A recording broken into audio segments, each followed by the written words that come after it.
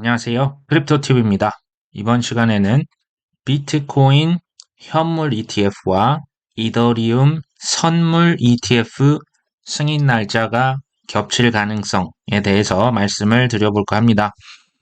자, 이더리움이 최근에 가격이 떨어졌다 하지만 생각보다는 가격이 잘 버티고 있다. 근데 그 이유 중 하나로 SEC가 이더리움 선물 ETF를 승인할 것 같은데 라는 의견이 자꾸 올라오고 있습니다.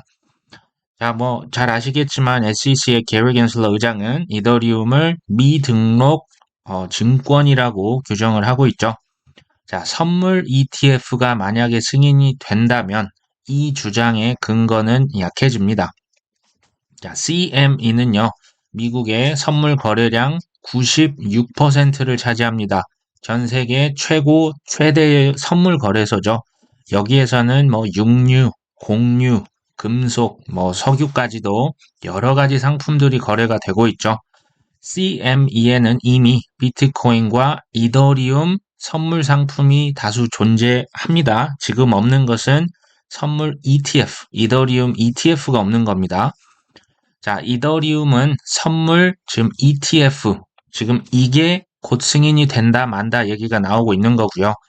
선물이 있음에도 불구하고 대부분 월가에서는 ETF 형태로 기관들에게 판매를 하고 있기 때문에 이 ETF가 중요한 거죠. 자, 이더리움 선물 ETF를 상장한다는 것은요, 가격도 가격인데요. 규제의 명확성이 들어올 수 있기 때문에, 왜요?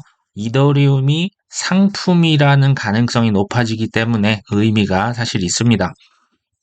제임스 세이파트라고 하는 친구가 있는데요.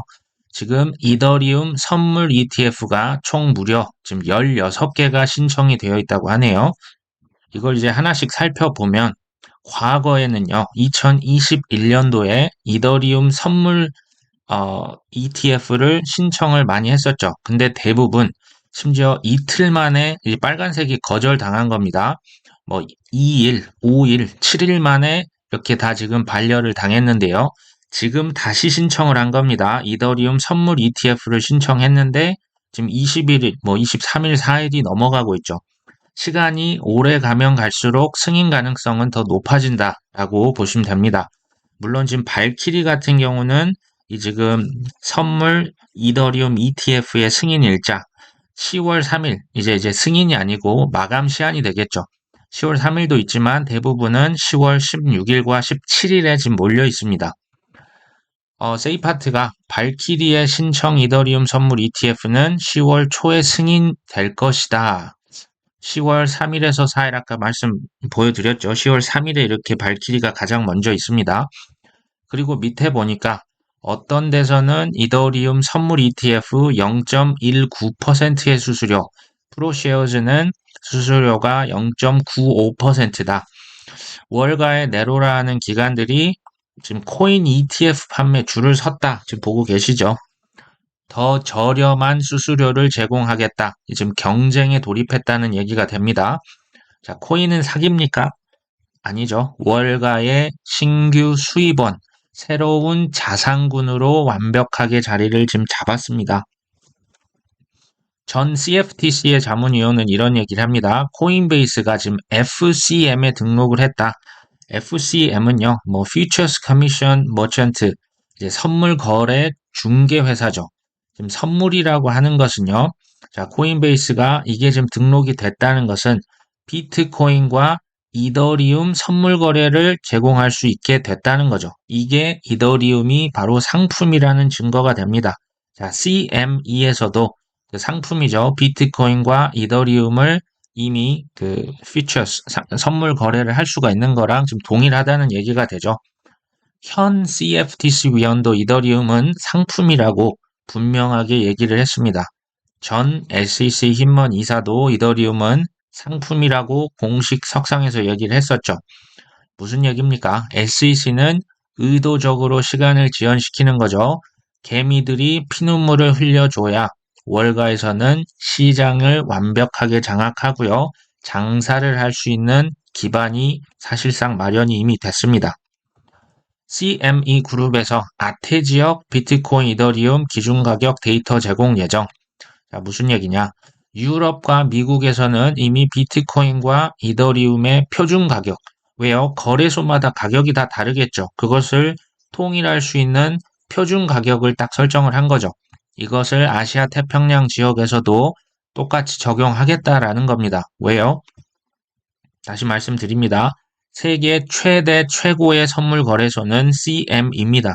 여기에서 비트코인과 이더리움 선물 거래를 사실상 영원히 가져가기 위해서 아시아 태평양 지역까지도 표준 가격을 당연히 도입을 해야죠. 그 가격을 기준으로 현금 정산을 하는 겁니다. 자, 발키리와 비트와이즈가 재밌죠. 비트코인 선물 ETF를 비트코인 플러스 이더리움 선물 ETF로 전환합니다. 여기도 마찬가지인데요. 이건 전제가 있습니다. 비트코인 투자를 하려는 사람은 이더리움에도 투자하고 싶을 것이라는 전제가 있고요. 무슨 얘기냐? 비트코인 플러스 이더리움 패키지 상품으로 같이 사세요라는 얘기가 됩니다. 이게 지금은 현물이 없기 때문에 이더리움을 선물로 해서 같이 상품화 시킨다고 보시면 되겠습니다. 자, 전문가들이 또 뭐라고 하냐? 이더리움 선물 ETF 승인 가능성이 매우 높다. 자, 이게요. 지금 2021년도에는 이더리움 선물 ETF 신청하자마자 반려를 했습니다. 근데 지금까지 반려를 하지 않았다. 지금 13일이 지났다고 하는데요. 이게 지금은 23일, 4일이 지났죠. 그리고 에릭 발추너스도 과거 사례를 봤을 때 5, 6일 만에 반려했는데 조금 분위기가 다르다. 이런 얘기를 했죠. 자, 이번에는 정확하게 승인의 확률까지 얘기를 하네요. 자, 에릭 발추너스가 이더리움 선물 ETF 승인 확률이 무려 95%다. 자, 이전에 연내 비트코인 현물 ETF 승인 확률이 65%라고 얘기를 했었죠. 그리고 아까 보여드린 바 같이 이더리움 선물 ETF 여러 개가 줄지어서 승인을 다 신청을 해놨고요. 10월 16일에 동시에 승인이 떨어질 것으로 전망된다. 자, 비트는 65인데요. 이더가 선물 ETF지만 95%라는 것은 자기 자신의 이름을 걸고 지금 예측을 하는 겁니다. 이건 무조건 된다고 지금 얘기를 하고 있는 거죠. 자, 이게 지금 날짜까지도 10월 16일에 동시에 승인시킬 것이다. 이렇게까지 얘기를 하네요. 자, 중요한 게 이거죠. 오는 10월 중순, 초중순에 이더리움 ETF 선물이 승인이 됐을 때 가격이 어떻게 될 것이냐. 자, 비트코인 선물은요, 2017년 12월에 승인이 됐었고요. 비트코인 선물 ETF는 21년 10월, 11월에 승인이 됐죠. 자, 그때마다 비트코인 가격은 꼭지를 찍고 1년 내내 하락을 했습니다. 자, 이번에도 그렇게 될까요? 이더리움 선물 ETF가 승인되면 이더리움 가격이 꼭지일까요? 글쎄요, 아직까지는 추정치기겠죠. 자, 비트코인 현물 ETF 마감일 다시 한번 보여드립니다. 굉장히 중요하죠. 블랙락부터 해서요. 피델리티, 막강한 회사들, SEC가 첫 번째 데드라인 9월 2일입니다. 이때 승인이냐, 연기냐, 반려냐, 그러니까 이제 거절이냐를 얘기를 해야 되고요. 두 번째 데드라인 언제입니까? 10월 16일과 17일입니다. 이상하네요. 지금 겹치는 부분이 보입니다. 자, 이더리움 선물 ETF의 마감일. 다시 갑니다. 발키리는 10월 3일이고요. volatility라고 하는 것은 10월 11일이지만 대부분 언제입니까? 10월 16일과 10월 17일에 몰려 있습니다. 여기서 이제 가정을 하는 거죠. 내가 월가의 지원을 받고 있는 SEC 의장이라면 나에게 막강한 권력이 있다면 자, 투자는요. 제로섬 게임입니다. 무슨 얘기냐? 최대한 현물 ETF, 선물 ETF를 거절하고 연기해야 합니다. 왜요? 중요합니다. 전 세계 개미가 피눈물을 흘려야 월가는 시장을 더 크게, 더 빠르게 장악할 수 있고요. 장사를 할 수 있는 발판을 마련합니다. 지금 거의 제가 볼 땐 끝났고요.